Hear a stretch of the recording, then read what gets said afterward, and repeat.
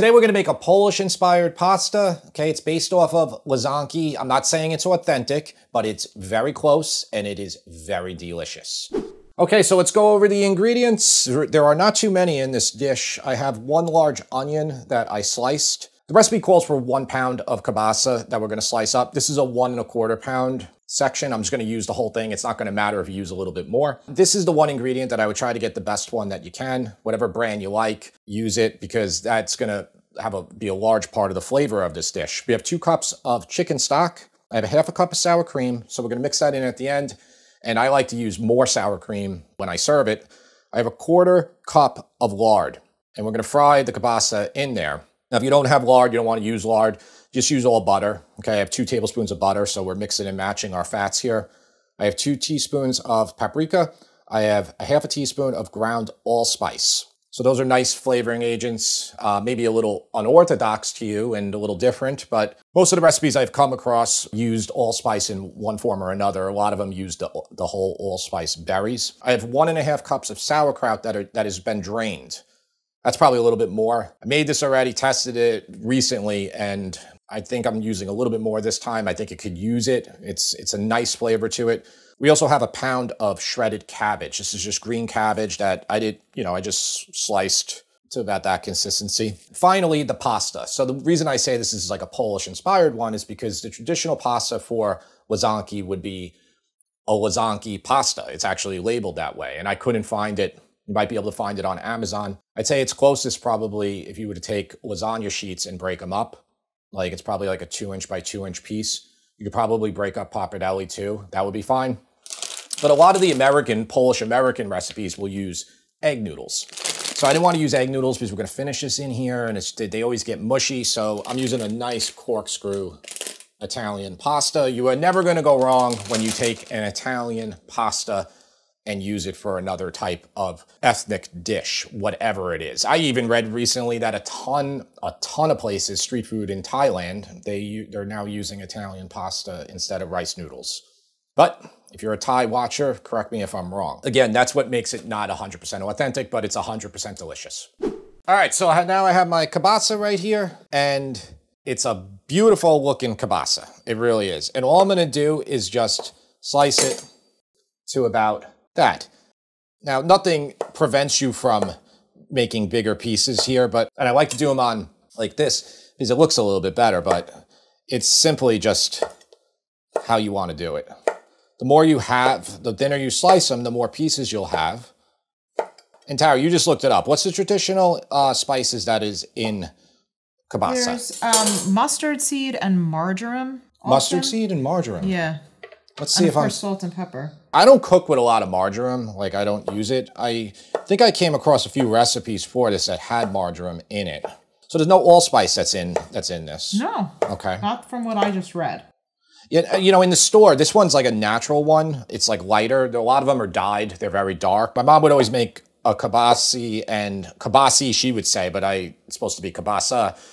And she would make that with like sauerkraut and sometimes like potatoes or pierogies. All right, so that's everything sliced. So if you enjoy pasta recipes, and I'm sure you do, I want to let you know about our new cookbook, Sip and Feast Family Favorites. Pasta on the cover right there. This is probably the pasta short rib ragu that made our channel discovered, and that might be the first video you ever saw by us. In this book, you will find many beautiful pasta recipes, but you will also find recipes for all the other categories. US customary and metric are included for each recipe. Right above me is the link. You can buy it from Amazon, Barnes & Noble, and other retailers. Over here is the QR code. If you're watching on TV, just use your phone, snap that code, you'll go right to the link. It's pinned in the comments as well, and it's in the description. If you don't like cookbooks, you just like watching our videos, buy it for a friend or family who does. Thanks. Okay, so I have a 14-inch pan here. I'm using this hard anodized Cuisinart, but use a stainless if you want. If you use a stainless, just make sure you heat it up for 2 to 3 minutes on medium heat before you put your fat down. If you're using something like this, it doesn't matter. So that's exactly 60 grams of lard. You probably don't even need this much. There's a lot of fat in that kielbasa, but having a lot of nice fat in this makes it better. You're cooking a lot of cabbage and everything, so it all absorbs it. And we'll just let that melt. All right, so the lard is now liquefied. And let's just put all of it in here. Now, a 14-inch pan is going to make this process easier, especially if you use 1 pound. I'm going to be pushing the limit here with 1 1/4 pound, but that's okay. Okay, just save your pan because we're going to put it right back in there. All right, so spread them out. The ones in the center here, especially with a burner like this, are going to get more brown, but I'll just move them all around until I get nice brownness on every piece. Let them go for a few minutes undisturbed, brown. Center ones, move them to the side. All right, so these have been going for a few minutes, and let's just flip them over. See, like the middle ones are gonna get like super brown, and the ones on the side, not as much. I'll just do these, and then I'll move them all off to the side. But you gotta get contact here to get that beautiful color. Okay, so everything is nice and brown. This took about 5 minutes. I just, you know, like I said, moved them around, get everything brown on all sides. All right, so let's take them out of the pan. Use a slotted spoon so you leave a lot of your fat in there. I've been cooking with lard a little bit more lately. I like it. It doesn't really smoke. You know, they say the smoke point is the same as some other oils, but those oils smoke way, way sooner for me than this does. This is like, it was zero smoke really, just a little bit. But it gets everything really nice and golden. You know, lard doesn't have much flavor, but it's the perfect type of fat to use for something like this. All right, so I'm just gonna stick these off to the side, and now we're just gonna add the onion in. And I'm also gonna add the butter in there. So we got 4 tablespoons of lard, 2 tablespoons of butter. And we're gonna let these get nice and golden, a little brown, nice and soft before we add our cabbage in. Okay, just a pinch of salt. That'll help release a little bit of the moisture from the onions. Okay, so these have been going for about 5 minutes. You can let them go longer if you want, but they're gonna stay in the pan for another 15 minutes, all right? Because we're doing the cabbage now for 10 minutes. This is 1 pound of cabbage, exactly 1 pound that I shredded. It's all gonna get a lot smaller after this starts releasing its water, so don't worry, you'll have enough room in the pan, but you do need a 14-inch pan to do this, or if you don't have a 14-inch pan, do everything in a Dutch oven, like a 5-quart or even larger, an 8-quart. At this point, because everything comes together quickly, I'll tell you when to add it in, but we're just gonna cook that pasta to 1 minute less than al dente. But we wanna make sure this is done first before we get our pasta in. We don't want the pasta ever waiting for our sauce. We always want our sauce waiting for the pasta. All right, so this has been about 5 minutes. They're getting softer, but I want to get color, a little bit of color on the cabbage. So we're gonna let this go for another 5 minutes, maybe 10 minutes. All right, you don't have to have a set time here. We really want to more look at color. That's what we're going for. All right, so this is probably gone 12 minutes total. See how nice and brown on one side now. I just kind of left it alone, and that's good. Move on to the next step here. At this point, you can get your water boiling because everything comes together very quickly. We're gonna add that drained sauerkraut in here. That's 1½ cups of sauerkraut, and we're just gonna mix this all through too and let it cook for another 5 minutes. And yeah, once your water comes to boil, cook your pasta to 1 minute less than al dente, and then we'll finish this up and see what the taste tester thinks. Okay, this is looking good, smells great. Add in that 2 teaspoons of paprika and ½ teaspoon of allspice. You gotta be careful with allspice, it's a unique flavor. I do like it though. Okay, mix that in there. And then here is the 2 cups of chicken stock. I would say this is a little different too. Most of the recipes I came across didn't use any liquid here, but I feel like you have to have liquid. If you don't, you're not really gonna be able to finish the pasta in here for sure. But I mean, then again, a lot of them are probably just mixing it on top of egg noodles or using the Lazanki pasta. Okay, we're gonna add all the kielbasa back in there too. Bring this up to a simmer.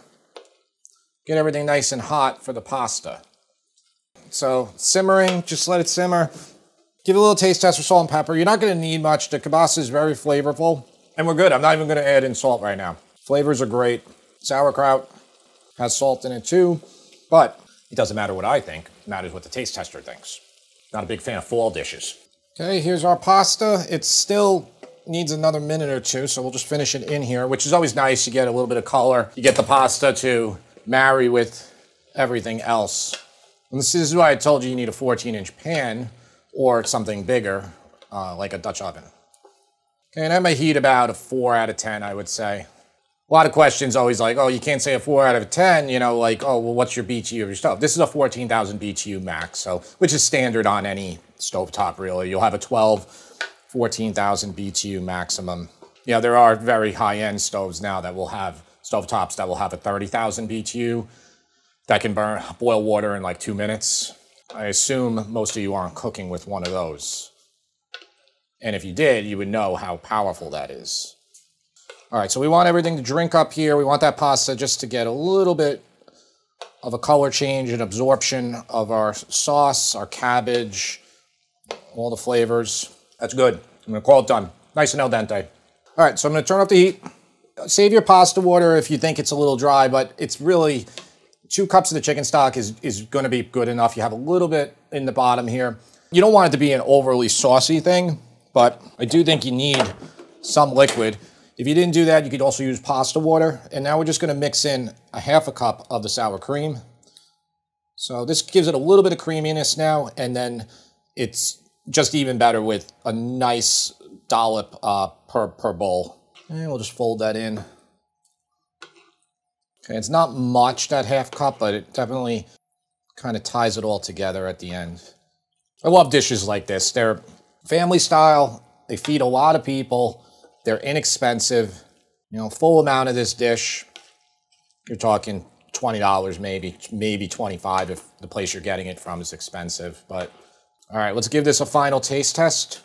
Nice parsley would be good on here to give it a little bit of color. Even a little bit of green onion would be great. Get a piece of that, a piece of the kielbasa. Love it. What do you think of this one, Tara? You've already had it. This is actually one of the best things that you've made lately. Thank you. It's so good. I couldn't stop eating it. James, would you like sour cream on it? I'm just gonna take a bite without it first. So I had to heat this up. So that's why I purposely cooked it very al dente. My only criticism about this is that I think it would be better with pierogies than pasta. That's a good idea. And I love pasta. It's a good idea. But you could buy store-made pierogies or make them yourself. Yeah, and then put some like applesauce inside. Applesauce. Pierogies and applesauce is such a good combo. Yeah, I don't know if I would mix applesauce in this one, but... Well, no, not mixed with it. Yeah. Make pierogies with this and put applesauce on the side. This is really good with the sour cream.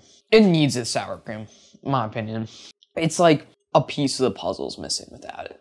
Yeah, I mixed a 1/2 cup into it, James, but that's what I said. Like, definitely serve more on the side. Not a healthy dish. Nothing really on this channel is healthy. So if you're watching this in January, you probably got your gym membership and probably not going to watch us for a couple weeks. You'll be back, though. You'll be back towards the end of January, which is normal. Happens the same thing on our website every year. Our traffic goes down for 3 weeks, and then it goes boom, right back up when I guess people give up.